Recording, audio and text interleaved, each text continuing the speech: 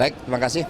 Baik, terima kasih rekan-rekan. Jadi saya sebenarnya tidak ada rencana mengambil doktor lagi. Tapi ada semesta yang memanggil saat itu pada akhir tahun 2021 saya janjian sama Mas Pram mau naik sepeda, kemudian batal. Saya naik sepeda sendiri. Tiba-tiba kami dipertemukan di Monas. Mas Pram lalu ngajak saya sarapan ke rumah beliau. Dan dari situ saya ditawari oleh Pak Saleh Husin untuk mengambil doktor. Saya bilang saya sudah berproses di Unhan, tapi kemudian didaftarkan dan kemudian ikut tes, akhirnya diterima. Ketika diterima saya ditanya mau penelitian apa, spontan saya menjawab saya mau meneliti tentang kepemimpinan strategis dari Ibu Megawati Soekarno Putri dalam pelembagaan partai. Jadi mula-mula judulnya adalah kepemimpinan strategis, kultur dan ideologi berkaitan dengan pelembagaan partai. Tapi kemudian pada bulan Oktober terjadi perubahan situasi sosial. Ada perubahan dari power itu sendiri. Maka kemudian kami rubah menjadi ketahanan partai. Karena situasi sosialnya berubah dengan authoritarian populism. Maka inilah yang membuat penelitian saya molor sehingga selesai 3 tahun. Padahal sebenarnya bisa sekitar 2,5 tahun karena perubahan judul menyesuaikan situasi sosial yang berubah akhirnya memerlukan tambahan waktu 7 bulan. Sasto, ini kan yang menarik dari masalah itu adanya abuse of power dari Presiden Jokowi. Kenapa membandingkannya dengan masa pemerintahan Jokowi aja sedangkan ada banyak presiden? Ya sebenarnya bukan hanya itu.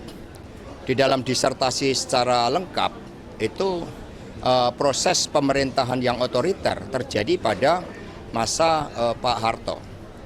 Tetapi kemudian ketika kita bersama-sama membangun jalan demokrasi pasca jatuhnya Pak Harto, kemudian watak demokrasi yang otentik dari rakyat oleh rakyat untuk rakyat itu ternyata bisa berubah melalui the triangle of authoritarian populism dan landasan teoretiknya sangat banyak. Itu goncangan terbesar yang dialami PD Perjuangan, maka kami mengkonstruksikan teori pelembagaan partai agar partai bisa bertahan yang kami sebut sebagai API. Di avant-garde party institutionalization. Dengan API ini mencerminkan bagaimana seluruh identifikasi terhadap kepemimpinan, ideologi, pelembagaan dan ketahanan partai dapat dilakukan, dan ini sebagai sumbangsih di dalam memperkuat demokrasi kita melalui pelembagaan partai.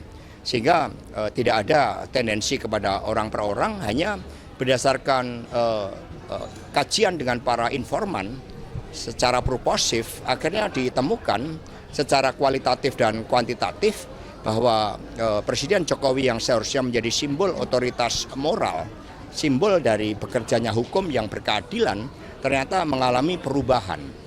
Dan itu banyak dijelaskan teori-teori yang memberikan legitimasi. Dan dalam teori Hannah Arendt memang power itu bisa berubah. Ketika aktor meninggalkan ide atau gagasan politik yang membentuknya, maka cenderung melakukan justifikasi dan legitimasinya turun karena perubahan tujuan. Mas, seberapa besar sih perubahan penelitian Mas itu kan dilakukan selama 3 tahun tuh, terus pas dinamika politik berubah saat Pilpres 2024, seberapa besar sih itu? Ya sebenarnya seluruh elemen dari variabel yang diteliti kami konstruksikan sejak awal.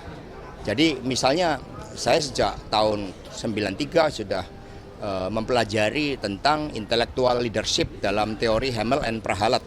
Kemudian pada tahun 2000 sudah belajar tentang Good to Great dari Jim Collins, Five Forces Analysis dan sebagainya. Sehingga sebagai gagasan cukup lama. Bahkan ketika saya menjadi anggota DPR, kami sudah membentuk forum politisi untuk pelembagaan partai. Tetapi konstruksi secara integratif komprehensif baru dilakukan sekarang. Maka novelty kami adalah teori pelembagaan partai agar partai bisa bertahan.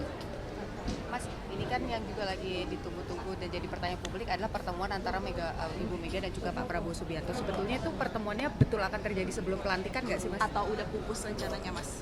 Jadi sebenarnya kan Mas Pramono Anung misalnya sudah menjadi utusan dari Ibu Megawati Soekarno Putri karena Pak Prabowo saat ini kan sedang menggodok, sedang mempersiapkan lahir batin seluruh kabinetnya. Sehingga itu yang kita hormati. Hubungan Ibu Mega dan Pak Prabowo sangat baik, saling menghormati, menjadi sahabat.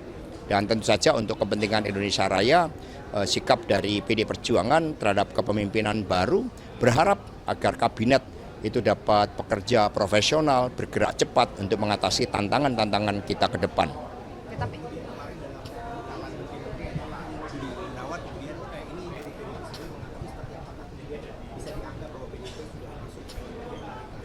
Ya kalau kita lihat hubungan antara Pak Budi Gunawan dengan Pak Prabowo memang hubungan yang baik karena kerjasama antara BIN pertahanan itu sebagai satu kesatuan konsepsi dan tidak bisa dipungkiri bahwa Pak Budi Gunawan juga pernah menjadi ajudan dari Ibu Megawati Soekarno Putri, tetapi beliau bukan anggota PDI Perjuangan sehingga sikap ya selama ini tugas sebagai kepala BIN juga dijalankan dengan baik sebagai mata telinga presiden. Secara empiris terbukti misalnya pada pemilu 2019 ketika beliau menjadi kepala BIN, PD Perjuangan kan dipercaya rakyat menang pemilu dengan kenaikan hanya 1,3%. Artinya kami diujarkan sesuai dengan teori yang kami kaji tadi untuk tidak melakukan abuse of power, tidak menyalahgunakan kekuasaan. Sehingga hadirnya Pak BG karena memang hubungan yang sangat baik ya dengan Pak Prabowo. jadi PDIP tetap akan berada di luar pemerintahan ya Mas? Sikap apakah mau berada di dalam atau di luar merupakan kewenangan dari Ibu Megawati Soekarno Putri.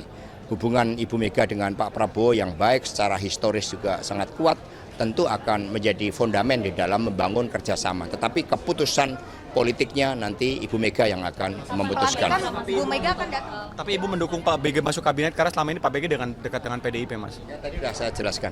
Ya. Pak Mega. Ada dua hal untuk mau menegaskan aja. Berarti untuk pertemuan Bu Mega dengan Pak Prabowo ini sebenarnya masih ada yang ganjil masih dari Bu Mega. Itu yang pertama. Yang selanjutnya berarti Pak BG di kabinet Prabowo ini artinya keterwakilan dari PDIP gitu di kabinet Prabowo. Pak Budi Gunawan bukan ber-KTA PDI Perjuangan, sehingga beliau bukan menjadi anggota PDI Perjuangan. Dan kemudian hal-hal yang sifatnya strategis akan diputuskan oleh Ibu Megawati Soekarno Putri. Ibu Mega juga memiliki kesejarah yang panjang dengan Pak Prabowo dalam suka maupun duka. Bu Mega akan hadir pelantikan Mas Hasto? Ya, di dalam undangan memang sudah disampaikan oleh Bapak Ahmad Basarah, sehingga ini karena beberapa hari saya fokus menyiapkan tugas disertasi ini, ya nanti saya akan konfirmasi kepada rekan-rekan pers terkait dengan hal tersebut. Mas Hasto kan beberapa waktu lalu Waktu atau karena Pak Prabowo sudah bertemu? Sudah tidak ada, secara praktis tidak ada hambatan-hambatan karena memang kesejarahan dan tradisi dari Ibu Megawati Soekarno Putri dan PD Perjuangan adalah mengedepankan kepentingan rakyat, bangsa, dan negara. Sehingga kita doakan agar kabinet yang dibentuk, pemerintahan baru ke depan dapat mengemban tugas-tugas dan memenuhi janji-janji kampanyenya. Itu kita doakan dengan sebaik-baiknya. Ya, cukup ya.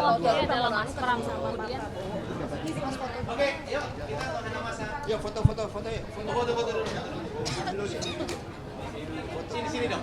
Oh, ada. Yuk foto yuk. Oh iya. foto dari mana? Tanya aja. Biar ini dari sini aja. Angga.